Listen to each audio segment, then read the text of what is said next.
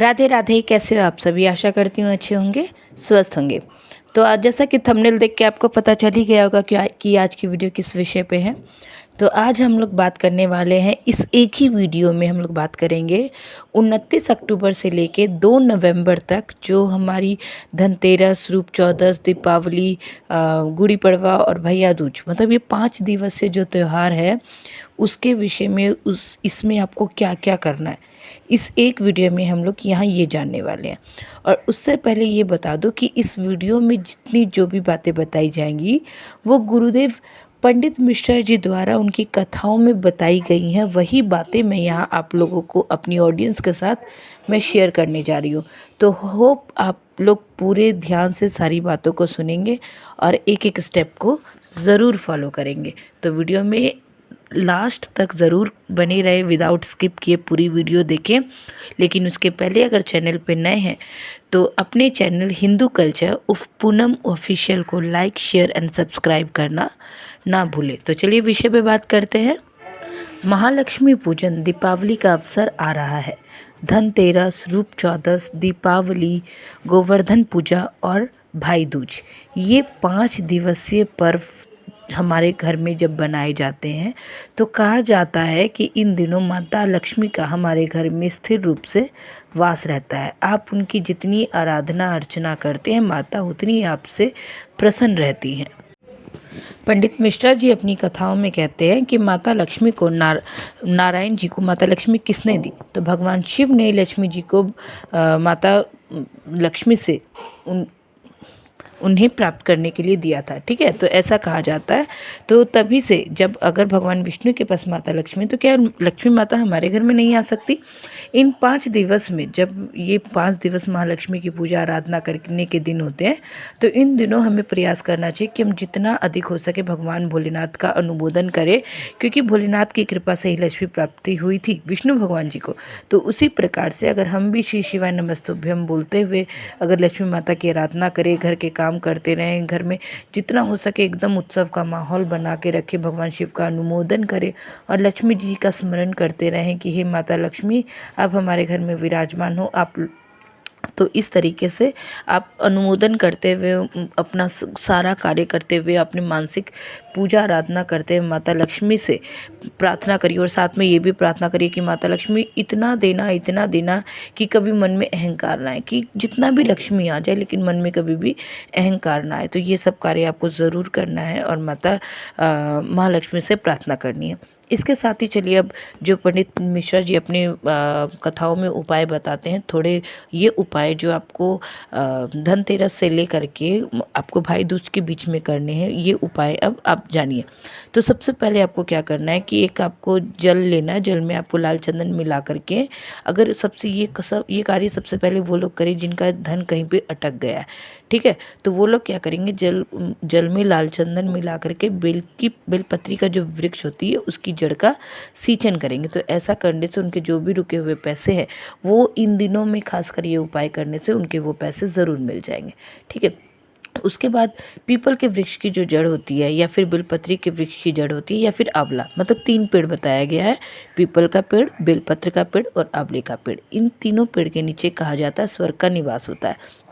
ठीक है, तो इसलिए इन दिनों अगर आप पीपल के पेड़ में, एक बेलपत्र के पेड़ में और एक आंवले के पेड़ में, इनकी जो जड़ है, जड़ के नीचे आपको क्या करना है, दिया अवश्य प्रज्वलित करते रहना है। ठीक है, और साथ में ये वृक्ष जहाँ होता है उस वृक्ष के नीचे बैठकर हम जब किसी का भी स्मरण करते हैं, ठीक है, तो उससे क्या होता है कि जो लक्ष्मी माता की आवक होती है या फिर पैसा कहीं पे भी अटक गया होता है वो ऐसा नहीं होता और वो पैसा तुरंत मिलते रहता है। ठीक है, पानी में थोड़ा सा इत्र मिला करके भी आपको पीपल देव में पिपलेश्वर महादेव का स्मरण करके पीपल की जड़ में जल को चढ़ा देना है। इससे क्या होगा कि शरीर में अगर कोई कष्ट भी हो रहा होगा तो वो कष्ट भी दूर हो जाएगा।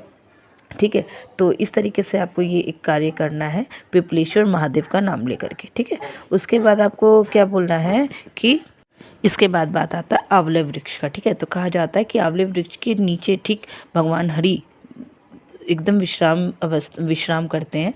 तो इसीलिए कोशिश करना चाहिए कि इन 5 दिनों, ऐसे तो हमेशा करना चाहिए, लेकिन इन 5 दिनों में कोशिश करिए कि एक चुटकी हल्दी लेकर के भगवान हरिहर महादेव का नाम लीजिएगा। कौन से भगवान का?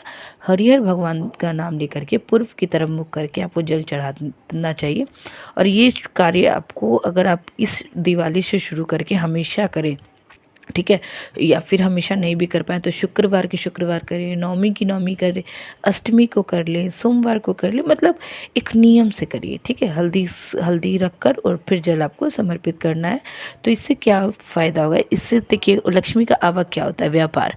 अगर आप ऐसा कार्य करते हैं तो आपके जो भी व्यापार नहीं चल रहा होगा, या फिर जो भी कुछ चलते चलते रुक गया होगा, आपका इनकम का सोर्स, वो सब आपको अच्छा हो जाएगा। और आपको जो भी आपकी धन की आवक है वो भी आपको बहुत ज़्यादा फलीभूत होने लगेगी। तो इन 5 दिनों में आपको ये कार्य भी अवश्य करना है। अगर आपको लग रहा है कि आप फिजिकल रूप से आपके घर में कोई ज़्यादा बीमार है, तो आपको इन 5 दिनों में क्या करना है कि उसके ऊपर से एक सफ़ेद रंग का पुष्प उसके ऊपर से वार देना है, 21 बार वारना है, ठीक है। और कुंदकेश्वर महादेव का नाम लेना है। कौन से भगवान का? कुंदकेश्वर महादेव का आपको नाम लेना है और उस व्यक्ति की तरफ से भोलेनाथ जी को चढ़ाना है। यकीन मानिए उस व्यक्ति की जो भी शारीरिक थकावट, जो भी शारीरिक रोग जो भी होगा ना, वो सब में आपको बहुत ही सुधार देखने को स्वतः मिल जाएगा। तो एक बार करके अवश्य देखिएगा। तो इस प्रकार से आपको ये कार्य करना है। और एक बात का ध्यान रखिएगा, इन 5 दिनों में भी मान लीजिए आप 5 दिन नहीं भी कर पाए ना, तो दीपावली की रात को 12 बजे, ठीक है, इनमें से कोई भी एक पेड़, अब ये नहीं कहेंगे कि रात को 12 बजे आप जाके कोई सारे पेड़ों को ढूंढिए, जी नहीं, कोई भी एक पेड़ जो भी आपके घर के नज़दीक है, भले वो पीपल का पेड़ हो, भले वो आंवला का पेड़ हो, भले वो आपको बेलपत्र, आंवला और पीपल, ये तीनों में से कोई भी पेड़ आपके घर के नज़दीक है ना, वहाँ पे जाके आपको भगवान गणेश का, लक्ष्मी माता का और सरस्वती माता के नाम का दीपक ज़रूर प्रज्वलित करना है। मैं शॉर्ट्स भी ज़रूर बनाऊंगी, आप मेरे शॉर्ट्स पे भी अपना फॉलो अप ज़रूर करते रहिएगा। तो ये काम आप ज़रूर करिए, क्योंकि ये कार्य सब मैं भी करती हूँ, क्योंकि गुरुदेव जी की कथनी है। और यकीन मानिए असर होता है, असर होता है, आप यकीन मानिए। बस एक कार्य करिएगा, आप विश्वास करके करिएगा कि इस दिवाली के बाद मेरी ज़िंदगी बदल जाएगी, इस दिवाली के बाद मेरे घर की आर्थिक स्थिति बदल जाएगी, इस दीपावली के बाद माता लक्ष्मी मेरे घर में स्थिर रूप से वास करेगी। बस आपको इतना मनोध्यान करके, माता लक्ष्मी का ध्यान करके, भोलेनाथ का ध्यान करके आपको ये कार्य अवश्य करना, देखिएगा आपका दिन अवश्य बदलेगा। तो एक बार फिर से, जैसा कि आप सभी को बताया कि 29 अक्टूबर से धनतेरस के दिन से ही, ठीक है, जो हमारा दीपावली का 5 दिन का जो उत्सव स्टार्ट होता है, धनतेरस, रूप चौदस, दिवाली, गुड़ी पड़वा और उसके बाद भैया दूज, तो ये सारे कार्य आप इन 5 दिन लगातार कर सकते हैं, सिर्फ दिवाली के दिन भी कर सकते हैं, ठीक है। और ये 5 दिन आप महादेव की आराधना करके माता लक्ष्मी जी को प्रसन्न करें। पहले महादेव की आराधना करें, महादेव से प्रार्थना करें, और फिर माता लक्ष्मी को प्रसन्न करने की पूरी चेष्टा करें। आंवले के पेड़ पर, पीपल के पेड़ पर जो जो उपाय बताए वो सब करिए।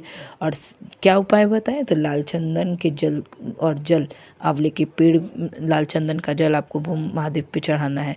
आंवले के पेड़ में आपको हल्दी का जल, 1 चुटकी हल्दी चढ़ानी है पूर्व की तरफ मुख करके, और 1 लोटा जल अर्पित करना है। इससे व्यापार बढ़ेगा, और व्यापार बढ़ेगा तो इनकम अपने आप बढ़ेगी, और इनकम बढ़ेगी तब माता लक्ष्मी स्वतः ही आपके घर में वास करने लगेगी, है ना। तो इस तरीके से आपको करना। और इसके अलावा अपना फिजिकल सिचुएशन के लिए भी ज़्यादा चिंता नहीं करनी, महादेव के आश्रय सब छोड़ना है, माता लक्ष्मी का नाम लेना है, एक सफ़ेद फूल को कुंदकेश्वर महादेव का नाम लेकर के लगातार आप ये सब कार्य दिवाली के ये 5 दिवसीय पर्व में कभी भी कर सकते हैं, या फिर सिर्फ दिवाली वाले दिन भी कर सकते हैं। पूरे विश्वास के साथ, सच्ची श्रद्धा के साथ कीजिएगा, देखिएगा दिवाली, कार्तिक माह की ये दिवाली आपकी जीवन की लाइफ चेंजिंग जो पहलू बोल सकते हैं उसमें से एक होगी। और इसमें व्यापार, लक्ष्मी तो बढ़ेगी ही बढ़ेगी। लक्ष्मी तो आपके घर में स्थायी रूप से वास करेगी ही करेगी। इसके साथ ही बीमारियों से भी आपका घर कोसों कोसों दूर निकल आएगा। तो आशा करती हूँ आप सभी ये सब उपाय ज़रूर करेंगे। और फिर भी अगर आपको वीडियो में कोई भी जानकारी और चाहिए तो आप मुझसे व्हाट्सअप कर सकते हैं, या फिर कमेंट करके भी पूछ सकते हैं। तो एक बार जोर से बोलिएगा, श्री शिवाय नमस्तुभ्यम, माता महालक्ष्मी की जय। आप सभी पे माता महालक्ष्मी की कृपा बनी रहे। अगेन आप सभी को हैप्पी दिवाली। आप सभी की दिवाली बहुत शुभ और शुभ मंगलमय हो, ऐसी ही कामना करती हूँ। तो राधे राधे, जय श्री हरिदास। और कोई भी जानकारी अच्छी लगी हो तो चैनल को लाइक शेयर सब्सक्राइब करना ना भूलें। राधे राधे।